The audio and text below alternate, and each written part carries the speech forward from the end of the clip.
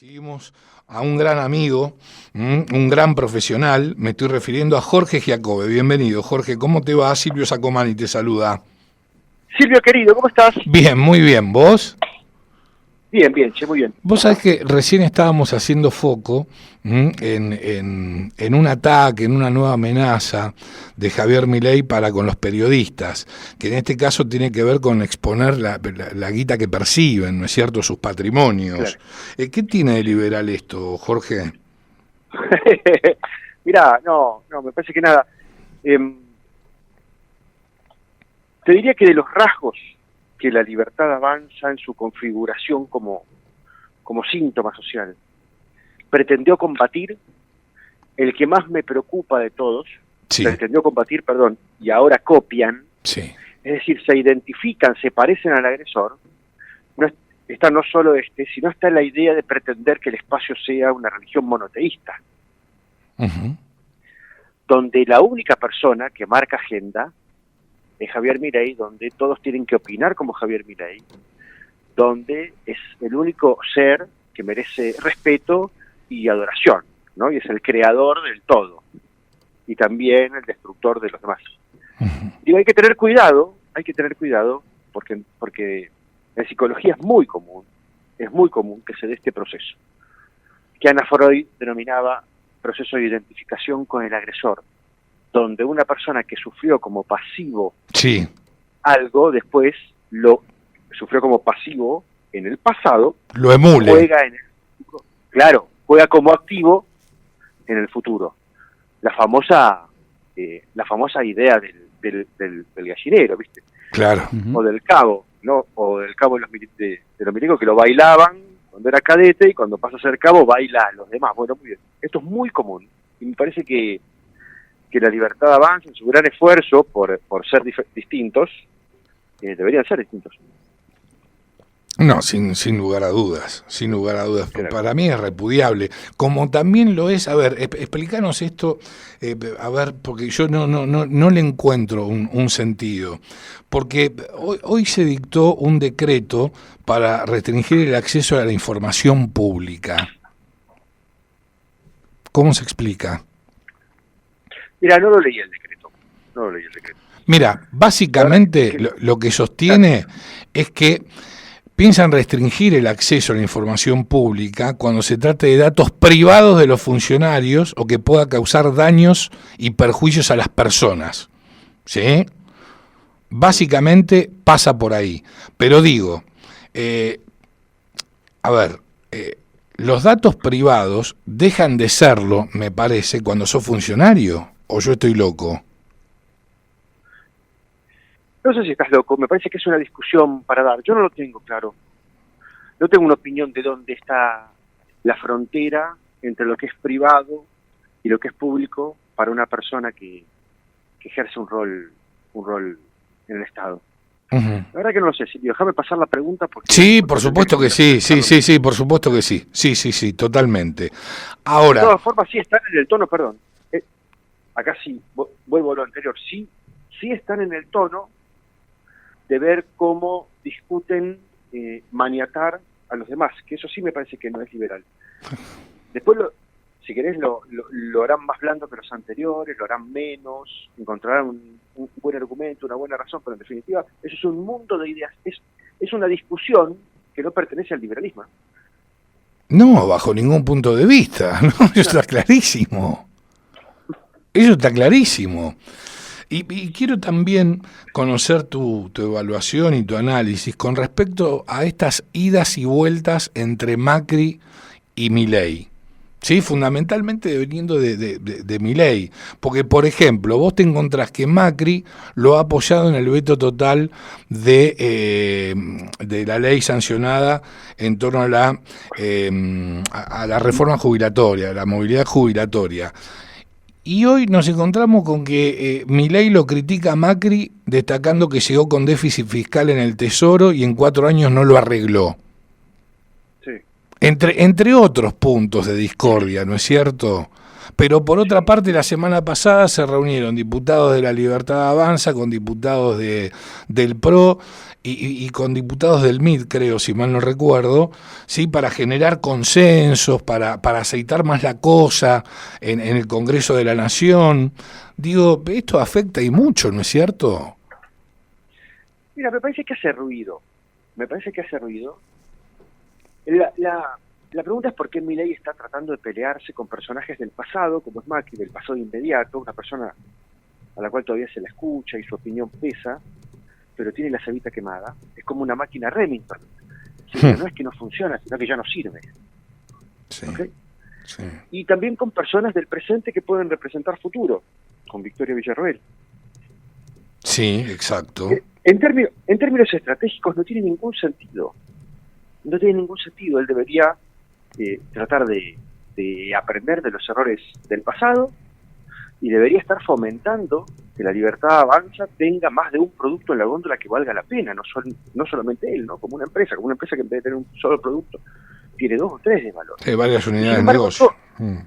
Claro, y sin embargo todo eso los irrita y los pone en una situación que se parece más a algún nivel de paranoia que de un pensamiento estratégico, ¿no?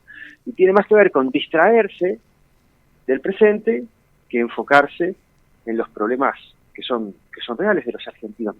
Macri no es un jaque para Milei, no es para nada un jaque para Milei. De hecho, Milei vino a sobreimprimir a Mauricio Macri.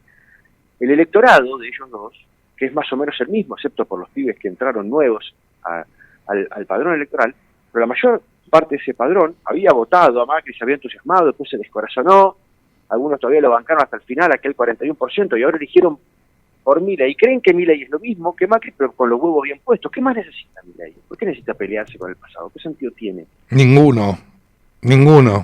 Además que no tiene músculo, no tiene músculo político ni la Cámara Baja ni la Cámara Alta, necesita acuerdos, necesita consensos. Por eso vos hablás de la estrategia, ¿no es cierto? Más paranoia que estrategia. Sí, pero además, en la comprensión que la Libertad Avanza la podría abrazar mucho mejor que los que piensan viejos en la política, ¿no? En la comprensión de que el verdadero músculo político de un presidente es la opinión pública, no es cuántos diputados y cuántos senadores tiene. Si tiene opinión pública, finalmente le tuerce el brazo a la política y todos se arrodillan ante vos. Porque la opinión pública te daría una elección, 2 elecciones, 3 elecciones, hasta que los políticos nada, agarran la garrocha y saltan para tu lado. En esa comprensión, lo único que tiene que cuidar Javier Milei es cuánta opinión pública tiene. Y lo que está sucediendo es que en los últimos 3 meses Milei perdió 15 puntos de imagen positiva, 14. Entonces, ¿qué importan los diputados y qué importan los senadores? Lo que le tiene que importar a Milei son 2 cosas: cuánta opinión pública tiene, a qué ritmo se desgasta, y crear futuro, Silvio, porque el secreto de la política, el secreto de administrar presente en la política es poder construir un futuro. Porque si Milei gobierna 4 u 8 años y la gente termina enojada con él y vuelve hacia el progresismo, entonces nada tuvo sentido. Lo único que tiene sentido es el futuro en la política, es poder construir futuro. Y lo que está haciendo es peleándose con todos los que quieren sacar la cabeza o que quieren decir algo. Sí. Amén. Por eso digo, amén de que eso no es un estilo liberal, además en términos estratégicos no tiene ningún sentido matar futuro. No, totalmente. Ahora nos estamos metiendo de lleno, obviamente, en la encuesta de opinión pública de Giacobbe y Asociados, en el informe de agosto del 2024. Hacía referencia a estos 15 puntos que ha perdido Milei, precisamente a la misma. De Alberto Fernández no hablemos, porque, qué sé yo, no tiene sentido, me parece. Sí, si bien obviamente es bueno conocer a través de lo que sostienen los encuestados cuál es su imagen positiva, como para tenerlo presente, que entiendo tiene un 3.3% de imagen positiva, ¿no? Sí, Alberto tiene 3% de imagen positiva, cuando terminó su gobierno tenía 8%. Es decir, es cierto que cayó, pero es cierto también que estamos pateando un caballo muerto. Y si nos aburre hablar de Alberto, porque es una obviedad todo lo que hay para decir, es una obviedad que la opinión pública lo descoce. Lo que sí tenemos que hacer es utilizar a Alberto para hablar de nosotros mismos, ¿no? Es decir, usarlo como espejo. Sí, sí, me parece interesantísimo lo que planteas. Claro, porque Alberto en algún momento tuvo 68% de imagen positiva al inicio de su mandato. Perdió 40 hasta que apareció la foto de la fiesta de Olivos y después perdió otros 20. Entonces tenemos que hablar de nosotros, Silvio. Tenemos que hablar de cómo somos capaces de idealizar a cualquier pelotudo. Después cómo somos capaces de desidealizar al pelotudo y hacernos los pelotudos nosotros respecto del proceso de idealización anterior. En eso son expertos desde el kirchnerismo, ¿no es cierto? Fundamentalmente Cristina Fernández de Kirchner. Espera, Silvio, todos. 7 de cada 10 argentinos vieron bien, Alberto. 7 de cada 10. Prácticamente todo el mundo. Entonces somos todos. Y en este momento de la Argentina, los que están de un lado de la grieta y los que están del otro también idealizan. Porque unos creen que Papá Noel existe, los otros creen que los Reyes Magos existen, y los dos bandos creen que el otro bando es un pelotudo. Entonces, la grieta, el enfrentamiento entre bandos, digamos. Claro, pero el enfrentamiento entre bandos de inmaduros. De inmaduros y de ilusiones, de fantasías. Claro, esta no es una conversación donde dos partes tienen diferentes opiniones y el Estado tiene que ser grande, tiene que ser chico y lo discuten racionalmente. A ver cuál es la opinión del otro, a ver qué idea es mejor. Insisto, es una conversación entre los de Boca y los de River. No se van a entender nunca porque no quieren, porque tienen idealizadas sus cosas, sus banderitas, lo que creen que son valores y demás. Mira, yo te hago unas preguntas. Sí. Y me las respondo solo para no comprometerte, ¿no? No, pero dale, juguemos, dale, hacémelas. Si no te las sé contestar, te digo, no tengo idea. Silvio, ¿es Alberto el primer presidente que le pegaba a su mujer?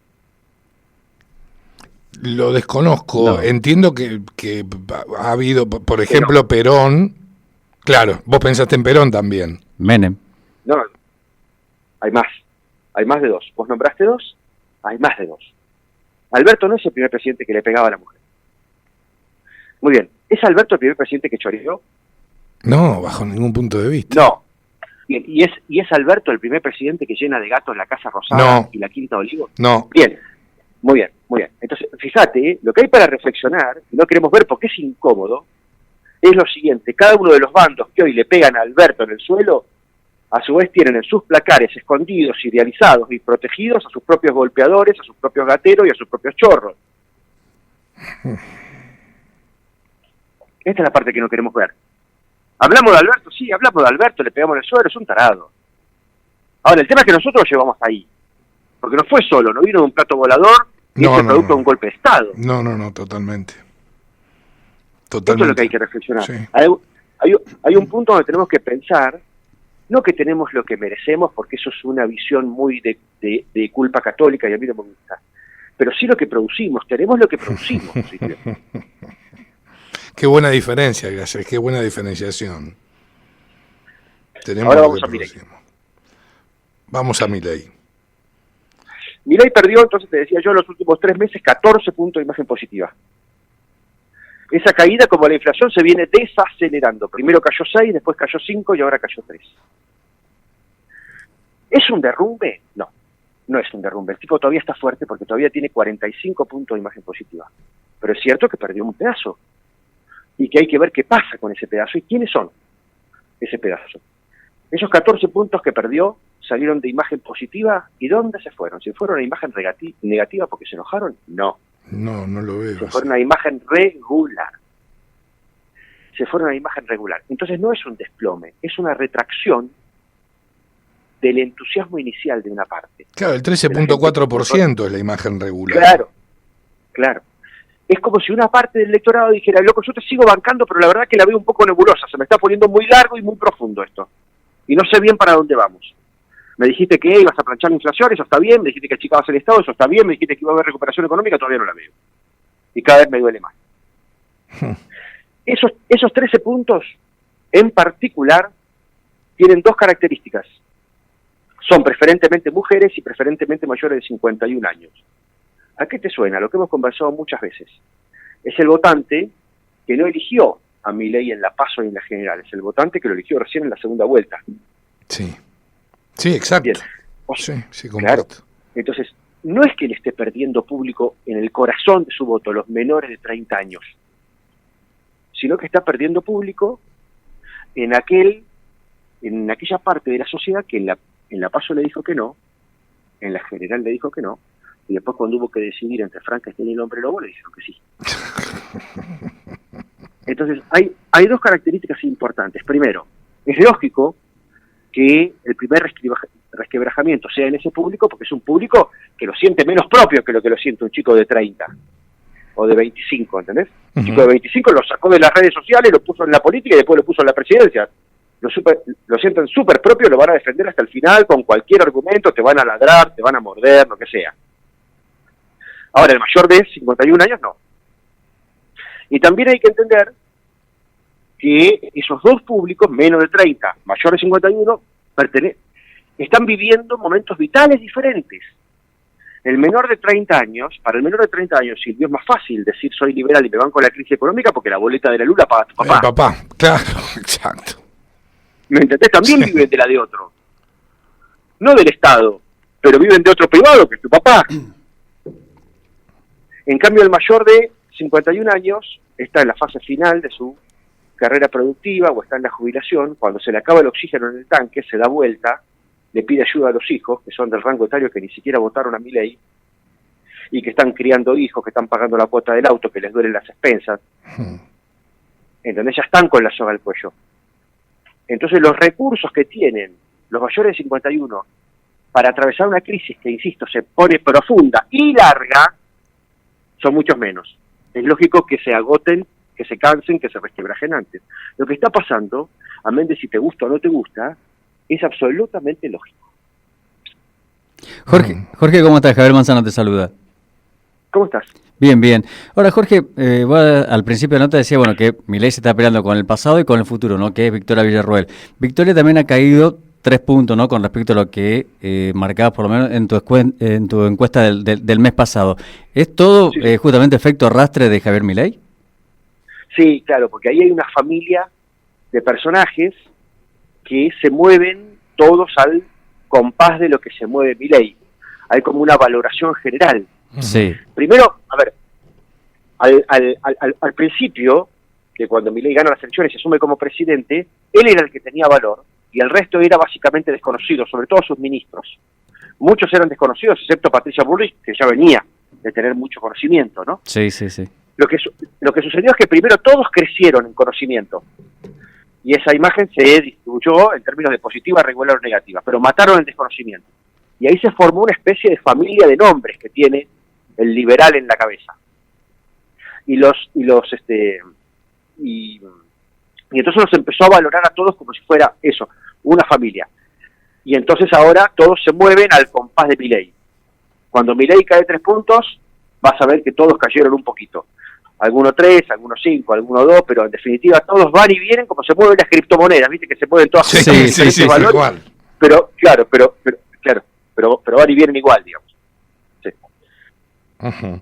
Ahora, yo lo que te quiero consultar, que también le llevas esta pregunta a los entrevistados, tiene que ver con el futuro económico, ¿no es cierto? Cuando termine el mandato de Milei, ¿cómo crees que vas a estar? ¿Cuáles son los números que te arrojó esta pregunta? 40%, y esto explica el corazón de la gente que está bancando al presidente Milei, 40% cree que va a estar mejor al fin del mandato. Uh-huh.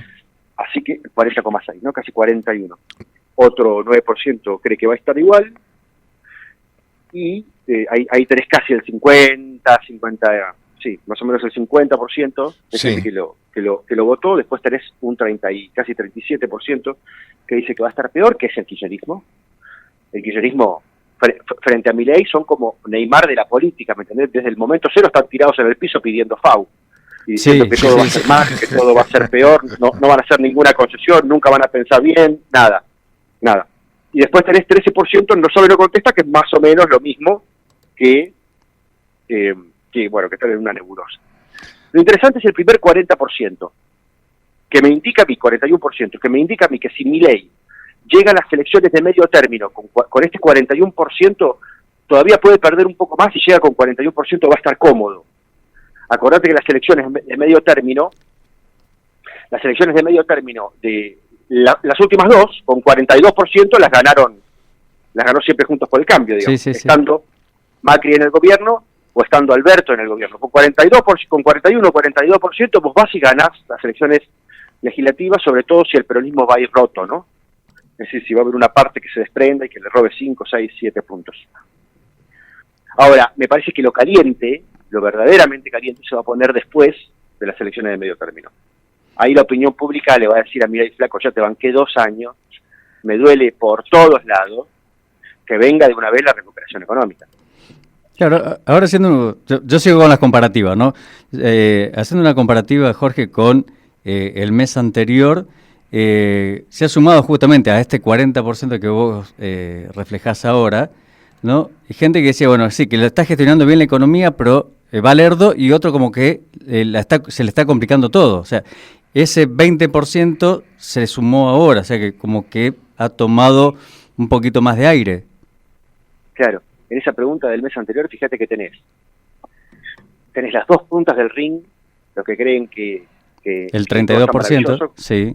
Claro, que es el 30% que lo votó siempre a Milei. Sí. Tenés también la parte del kirchnerismo que dice que todo está mal, sí.